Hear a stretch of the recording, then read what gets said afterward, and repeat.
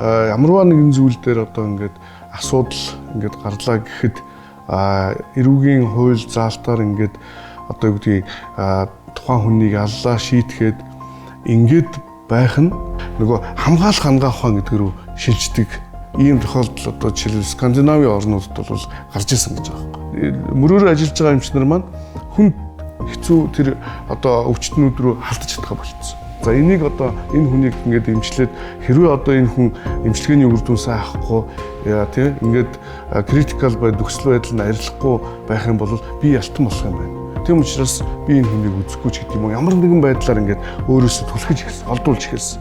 Тэгэд нөгөө ард түмнийх нь эрүүл мэндийн тусламж үйлчилгээний чанар нь хасар унсан байна.